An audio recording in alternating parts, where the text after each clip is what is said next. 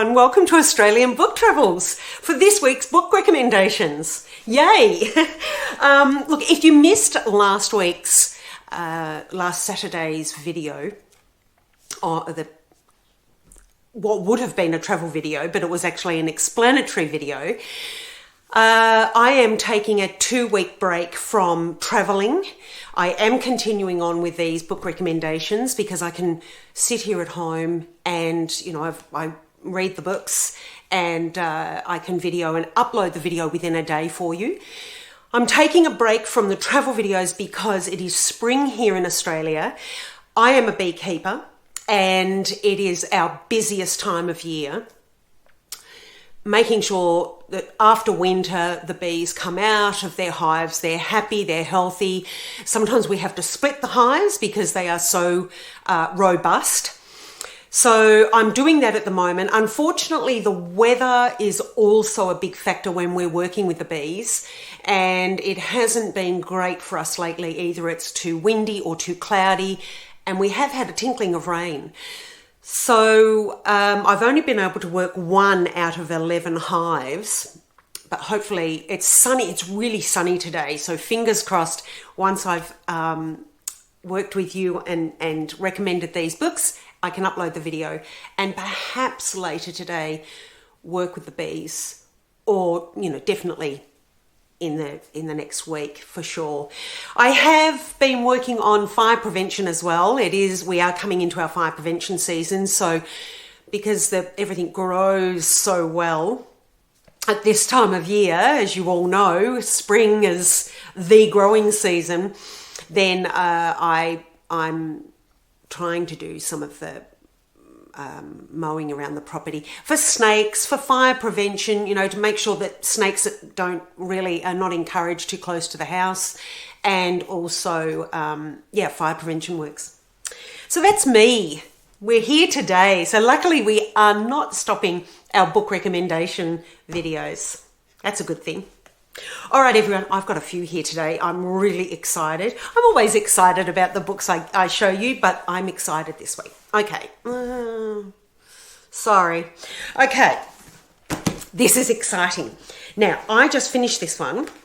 This was published and it was released late last year, I think. 2023, correct. I bought it this year and I haven't had a chance to read it. I did this weekend. This is The Milliner of Bendigo by Darry Fraser. Australian author, Australian story. Let me go on. Now, it's also, I think it's Harlequin, an imprint of Harlequin publication. Let me just double check that for you. HQ Fiction, an imprint, of Harlequin Enterprises. That's The Milliner of Bendigo, which is close to where we live. This is set in 1898. Our protagonist is Evie Emerson. She is living in Bendigo. She's a milliner. She works for another lady and very successful. There are a few things that go on here. Excuse me, I think I've got a hair in my mouth. Sorry about that, everyone. I can't go on and I don't edit these, so you get what you get, I'm afraid. But yeah, I think I had a hair in my mouth. Okay, so this, I was truly surprised at how much I really enjoyed this. 1898, it's just about, or just after, round about the time of Australia, particularly Victoria's recession depression. It had that wonderful gold rush, the boom of the gold in the mid 1800s, and then towards the end of the 1800s we have a depression, also exacerbated by the drought that I think there was a 7 or 10 year drought at that time. So it mentions that, and okay, let me explain. So Evie is our protagonist. I really warmed to the characters in this, even the nasty ones. Not that I warmed to them, but they were believable and they were nasty, and you felt the way about them the way you should feel about them. But everyone else in the story I definitely warmed to. I really loved their stories and Evie's story in particular.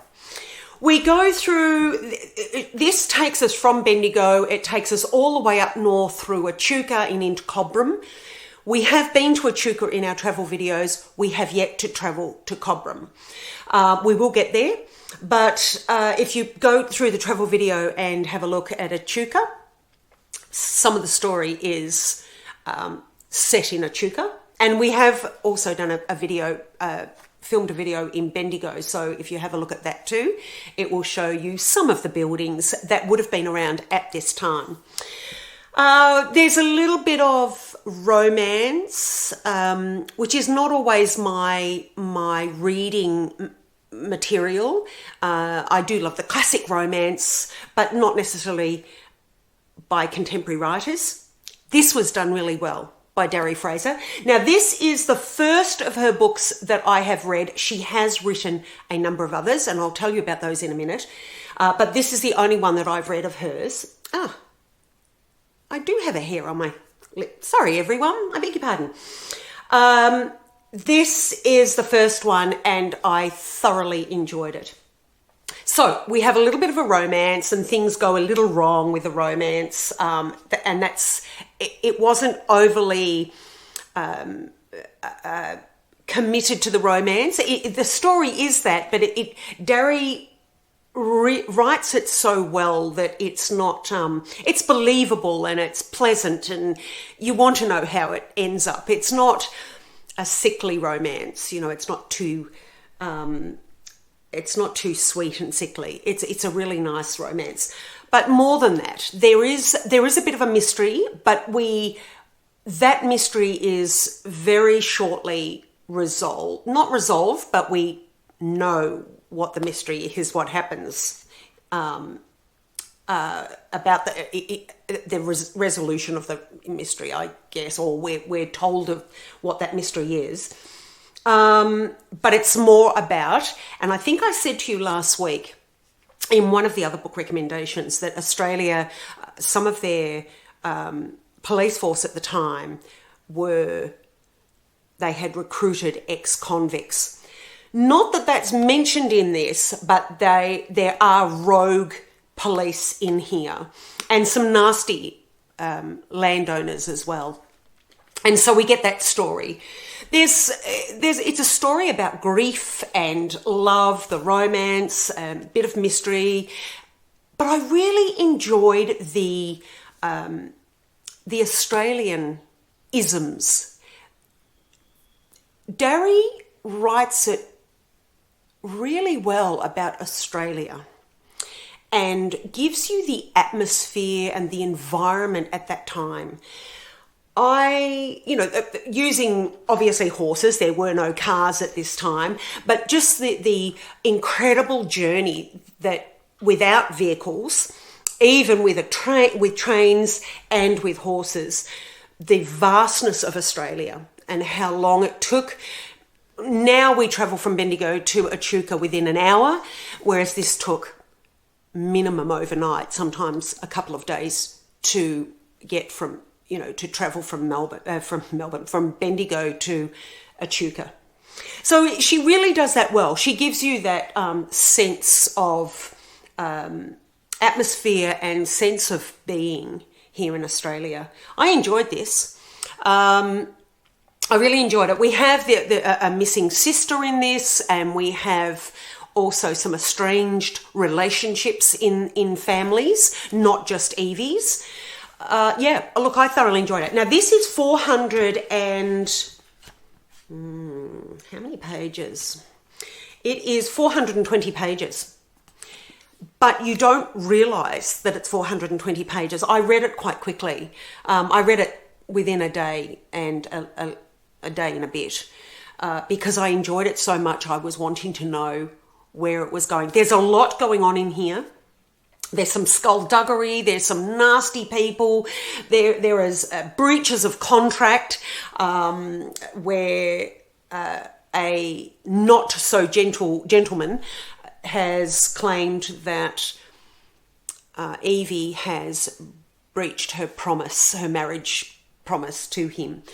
But you learn about that. I won't tell you any more. You'll learn about that when you read it. I recommend this if you're wanting to know about Australia in the late 1800s, a little bit of the history, a little bit of the environment at that time, and also the social requirements and the social norms that had been imported, obviously, from Europe, from England, with an Australian twist to it. So, yeah, look, I really enjoyed this. Now, Darry has written The Forthright Woman, The Prodigal Sister, Elsa Goody, The Last True Heart, I think that is, and quite a few more. So if you're interested in her, I would recommend her as a writer. Definitely this one, because this is the only one of hers that I've read. But I enjoyed her writing. It was easily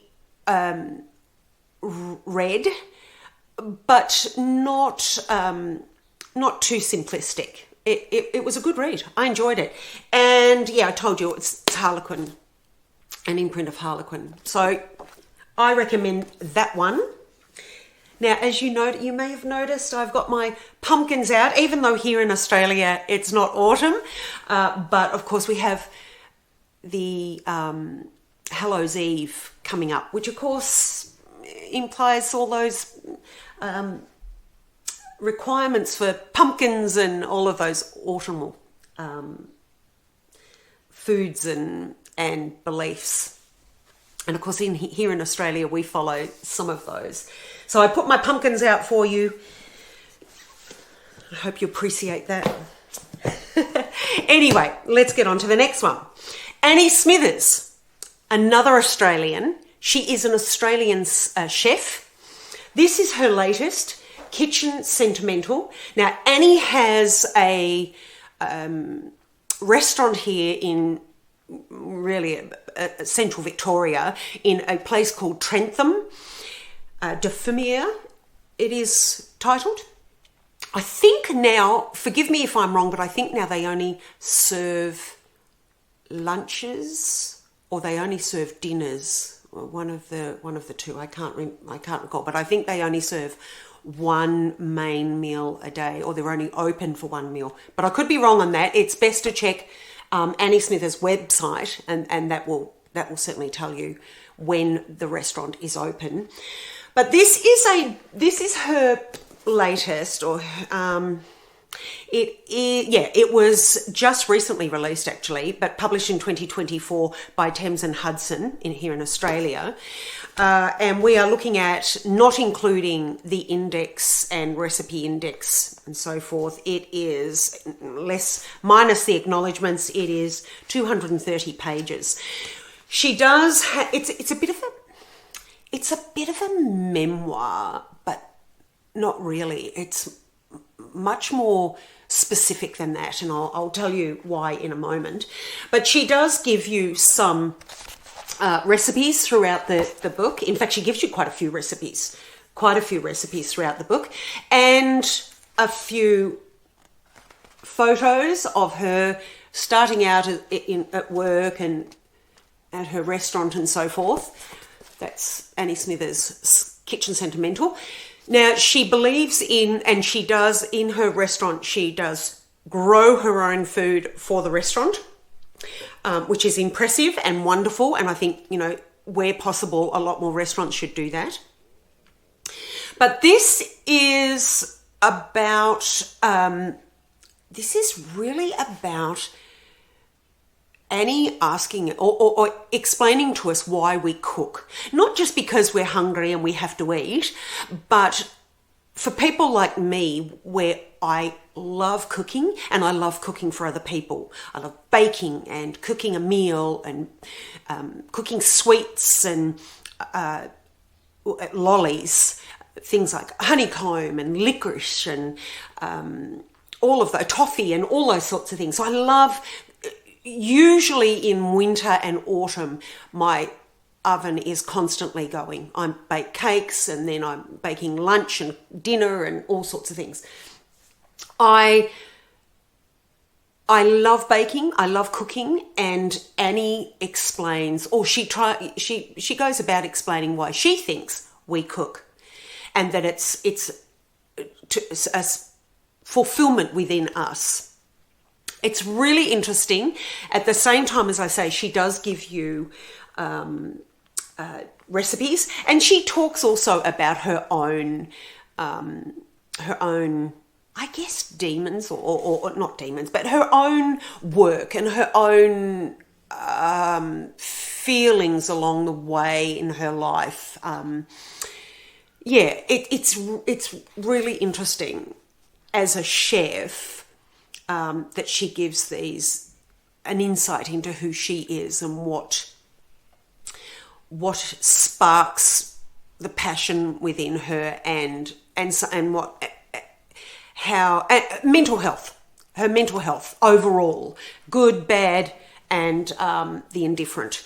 So I really enjoyed this, and it is one to keep because it has a lot of recipes in it, some really lovely recipes, and she's a wonderful cook. She does have a few books, but this is a memoir and a helping to understand why we enjoy cooking so much. So that's another one. I recommend it. Now the next one, I really enjoyed this. I absolutely loved it. I mean, I love all the books that I've read. I've been very lucky over the last few years. I haven't really come across too many books where I haven't enjoyed them. And of course, I am being a little bit more discerning too with what I read. But yeah, I'm really excited to have presented some of the books that I have to you, but this one also. This is Rachel Joyce's Miss Benson's Beetle. Now I think this was nearly oh no. Oh gosh, doesn't that surprise you? Oh my goodness. Oh no, hang on, what have I done here? Yes, okay. So it's still a jolly good 387 pages, but at the back of this book, how to explain this? I'll explain it. At the back of the book, there is an interview between the two main characters in character. And it's fascinating. Anyway, but that takes us, with the interview and a little bit of explaining from Rachel, it's 407 pages. There's also at the back a questions and topics for discussion. So 408 pages all up that you would read. Okay, Miss Benson's Beetle. Miss Benson is an older woman, not too old, but she considers herself middle-aged. Her parents have passed away. She's on her own. She's a teacher. Things have happened. I won't tell you, obviously.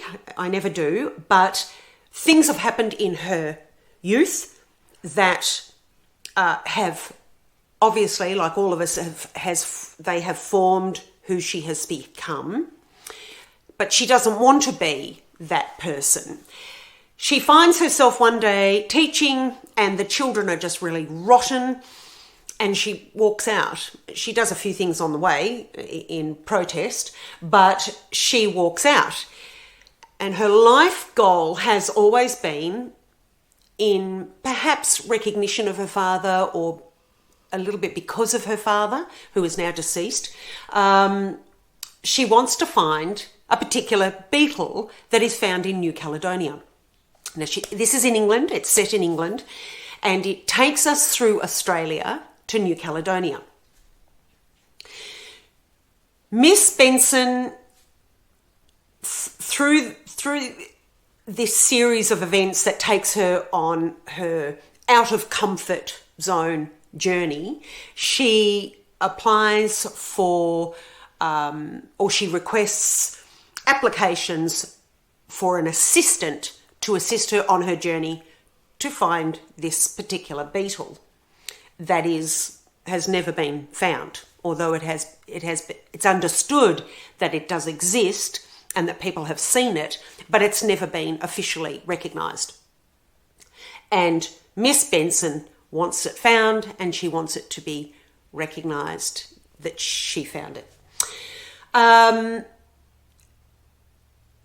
from the page one, this is it's just full of witticisms. The banter between the two protagonists is just, I laughed out loud. I giggled, I sniggered, I laughed out loud. This is so funny from beginning to end. And the interview at the end between the two main characters is also funny and very much in keeping with the two characters. So, hilarious, absolutely hilarious from page one. There's also a story about the people who apply to be her assistant, and there's something that happens in relation to that throughout the whole book. In fact, there are a couple of things that happen throughout the whole book in relation to the assistants. But this book is not just that. I laughed, and laughed. But when you get past that laughter, you can see that it is about being who you really want to be, being the person you want to be, and also accepting others for who they are. And not only that, sometimes embracing them and having them as a friend. And then the story goes on about friendship. At the end, I have to say, I cried. I wasn't expecting the ending. And that made it all the more beautiful. This is a wonderful, wonderful read. So, Miss Benson, it begins in England. It takes us through, it brings us here to Australia and then through to New Caledonia. There is also in this, a sense of not just adventure and going outside that one's comfort zone, and perhaps also supporting others with what, as absurd as somebody, may want to do something or be something in their life, that if you're a good friend, you'll support them. And that may just mean that you are there to chat to them about their adventures or about their goals in life. And going further than that, actually being with them on the journey and getting involved. Now, this is a bit of a Thelma and Louise type journey, a little bit. And of course, Rachel Joyce wrote the Harold Fry, what was the title of that? It's been made into a movie just recently. I'll put it in the subtitles below. I can't think off the top of my head right now, but it was made into a movie, and there's something of Harold Fry. Anyway, that is one of her books. I think that was written in about 2012. This one, of course, did I say to you that this one was... No, I haven't given you all the gossip on this. This was first published in Great Britain in 2020. This edition is 2021. This is Penguin Random House. And I think I said it was all up 407 pages, wasn't it? Was that right? 400. Let me get that right for you. Yeah, 408 pages. I love the cover on this. It gives you a little indication. I don't know if you can see there properly, but it gives you an indication of what happens or what is involved in this. I really love this. I couldn't put it down. It was beautiful. It was really heartwarming, funny, but it had some very serious messages behind it. I loved it and I recommend it. Please read it. Do yourself a favour and read it. It is set in the 1950s also, but does sort of come into present day or thereabouts. I think you'll enjoy this. It was a great read. Really good read. I recommend it. Okay, the next two are really encouraging. I love them. This is The Secret of the Stone by Catherine Laffoy. This is a children's, sort of, not children's, but older children, teenage, maybe even young adult book, could be. But as I say to you, it's also an adult book because I read it. I read these books. I love them. I love the stories. I love the stories and the feelings and beliefs behind them, and the sometimes the poignant messages. So this is by Fremantle Press. As you know, I do enjoy my Fremantle Press books, but more on that in a minute.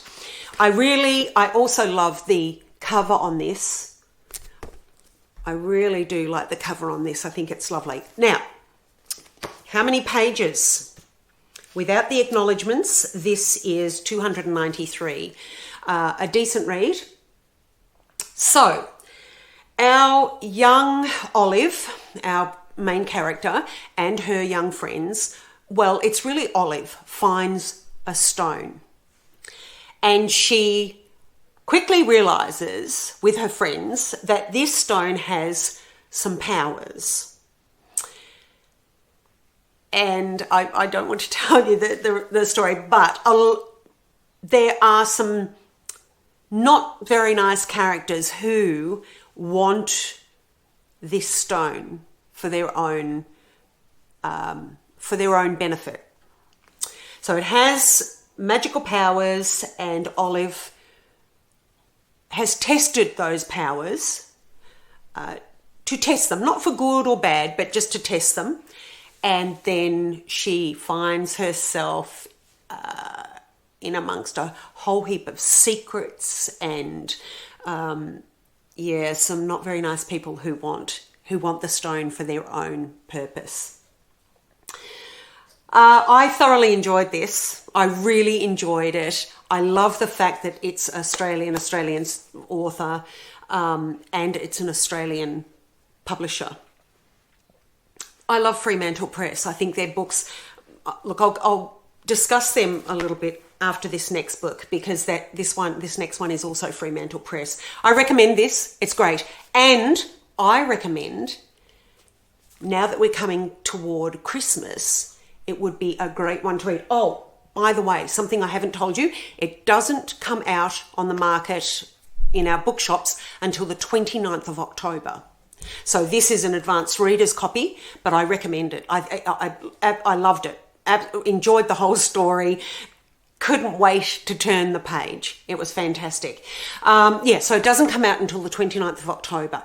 So, understanding that, I think this would be a really good Christmas gift. A good stocking filler.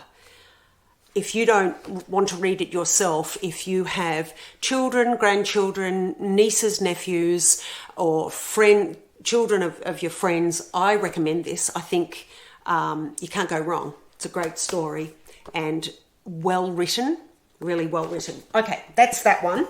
Now, this is another one by Fremantle Press. This came to me kindly. I wasn't expecting this. It came in the mail.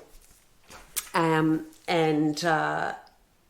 had expressed on an Instagram post that this looked beautiful, and then friends at the now people I would call online friends or publishing friends sent it to me. It just came in the mail on Friday. So this is by Dan Giovannoni. Please forgive me if I'm not pronouncing that correctly. Giovannoni and Charlotte Lane. This is House, published by Fremantle Press. Oh, there's not much of a spine there, but hardcover, children's book. This is about a house who flies off from its foundations, and it comes across a little girl who... the house is lonely, she's lonely, she is taken into the house and discovers all of its beautiful treasures inside. The illustrations the story is beautiful. It really is lovely. but the illustrations are something else. Absolutely stunning. Let me just show you a little bit. Oh, this is the little girl. This is the little girl in her bed. But I want to show you some of the other more colourful, they're really atmospheric illustrations. They're absolutely beautiful. I was astounded when I saw this on a social media post, the Instagram post. It's just magical. Really atmospheric illustrations, and the story is beautiful too.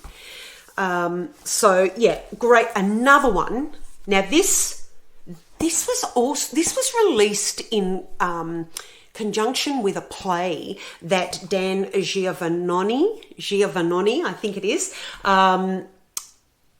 wrote as well. So there's a play called House. So it's released. I think I'll let you know, but it's definitely, I think, on the market now. It's published and released. But if I'm wrong on that, I'll let you know. I have the publishing notes on the floor. They've dropped on the floor, and I really don't want to lean down for you to see the back of my head, which I think is rude. So I will let you know in the subtitles. I do apologise for that. But yeah, I'm pretty sure that this is released now, and that the play has already been acted out, played out. I'm fairly sure. I'm giving you the eyeballs there, but I'm fairly sure I'm right. I'll get back to you on that. I'll let you know in the subtitles. But absolutely beautiful. The story's lovely, very simple, but it has those. It has the reasonings behind the beliefs and that behind the story. But the illustrations are just stunning. It would have been good to see the play as well. If it's still going, I may inquire about that. But yeah, so that's House by Dan Giovannoni and Charlotte Lane, published by Fremantle Press. So these two are by Fremantle Press. Now, something I want to say about this, because I always like to be positive, but I also want to be truthful with you. Each time, not always, but each time I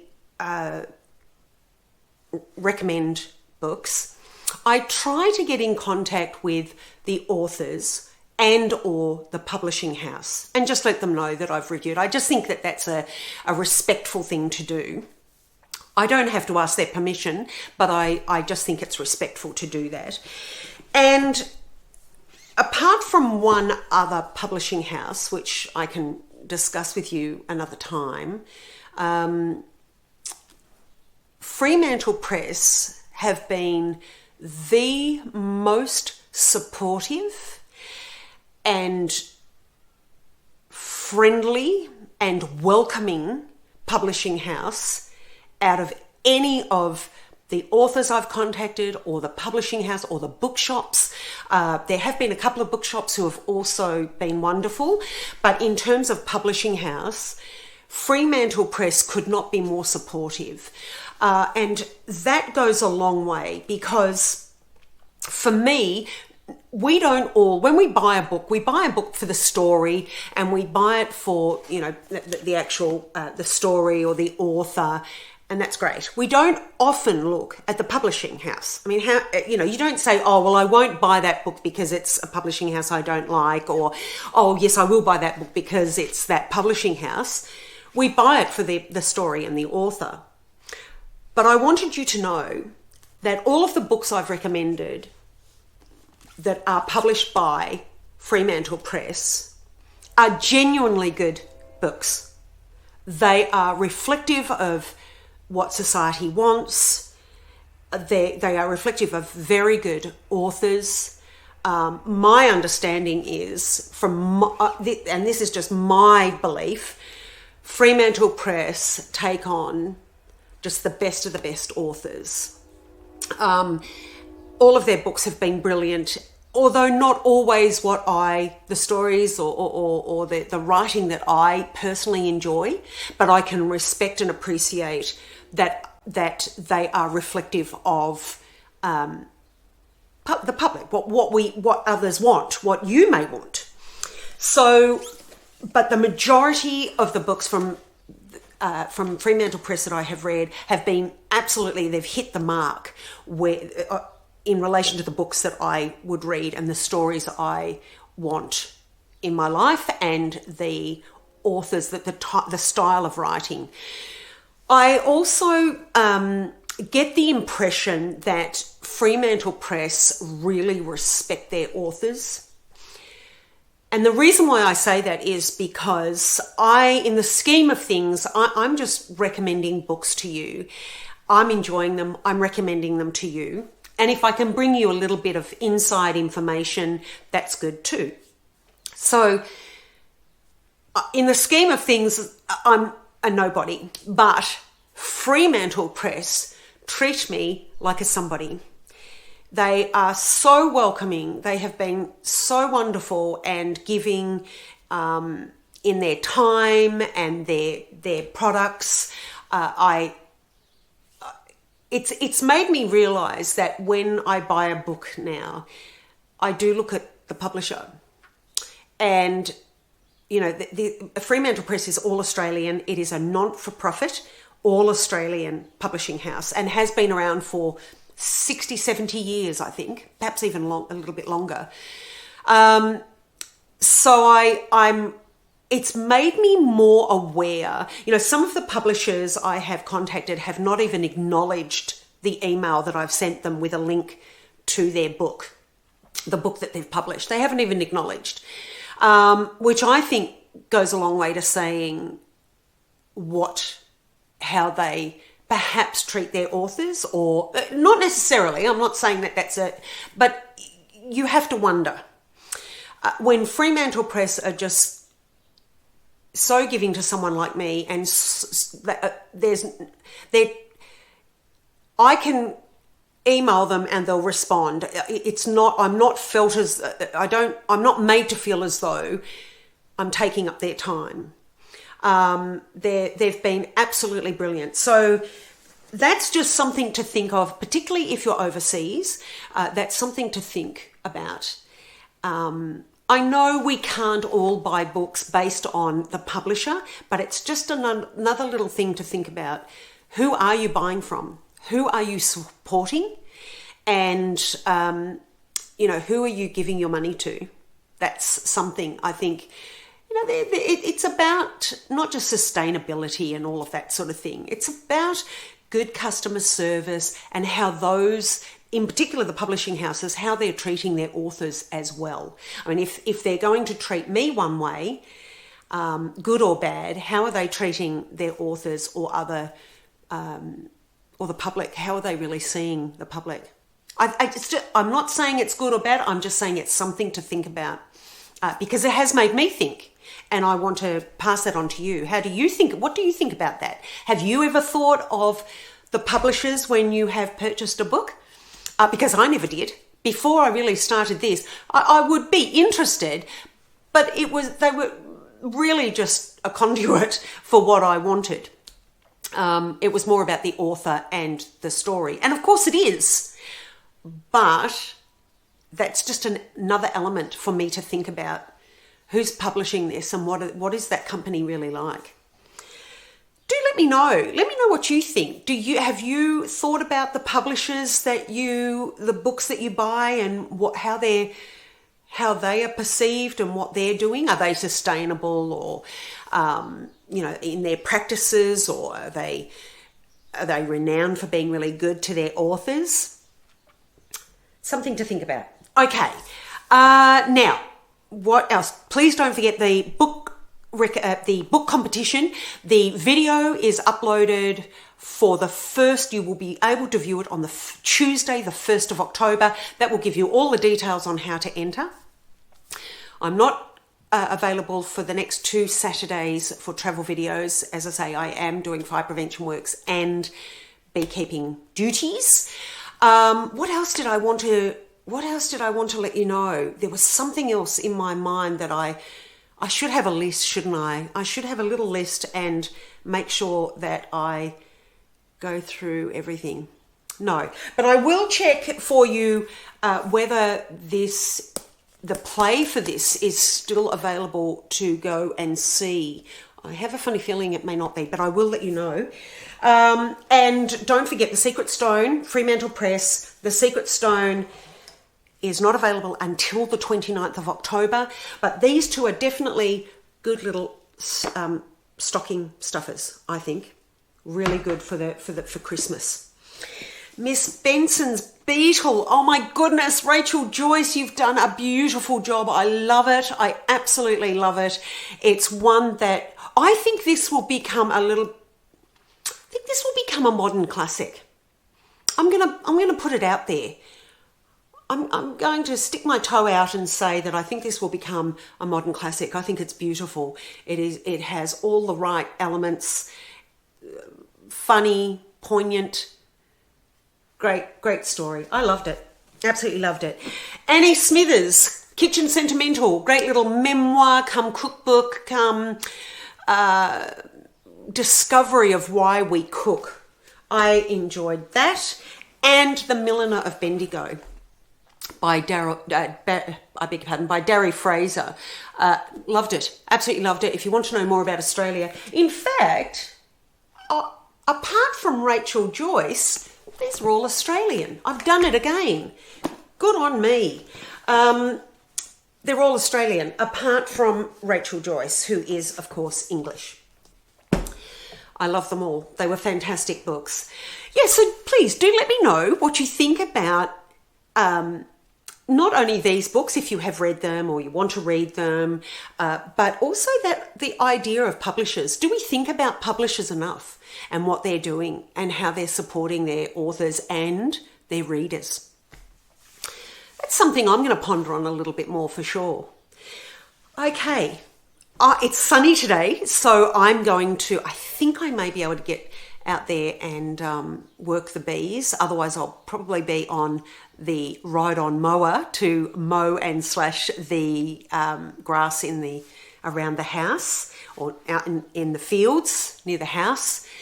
Otherwise, I will be doing a lot of background research work for the channel as well. I'm still working, even though I'm not doing anything in relation to traveling at the moment. I am working on the channel or for the channel. Oh, that's what I wanted to ask you all. At the end of each video, I ask you if you could please like and subscribe and share. But it's become really important now. We really do want to encourage people from the Northern Hemisphere, Europe, America, to join the channel because we're trying to promote Australia, but more importantly, Australian authors, Australian publishers, and Australian stories. Australians, we love our stories, we love our authors, and of course it's important to encourage reading. That's another thing I want to really do, is encourage everyone to read. I think there's probably a little less of it all around the world. We're trying to get everyone to read more and be excited and interested in it. But for this channel, I'm actually wanting to promote Australia. So if you have any friends overseas, or if you are already in Europe, England, or in the United Kingdom or America, please do share with your friends in America, Europe, Africa, anywhere else apart from Australia.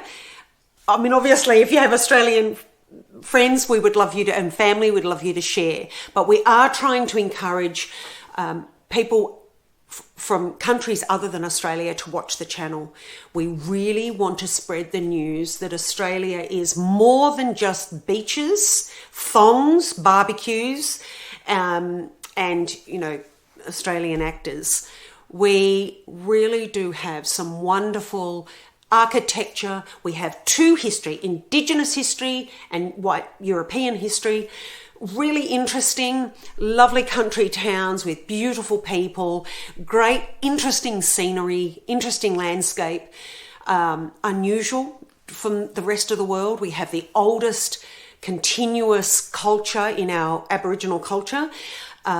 And we have some amazing flora and fauna. So I really want to get it out there. So if you could please ask friends and family overseas to like, share and subscribe, and to encourage everyone to the channel.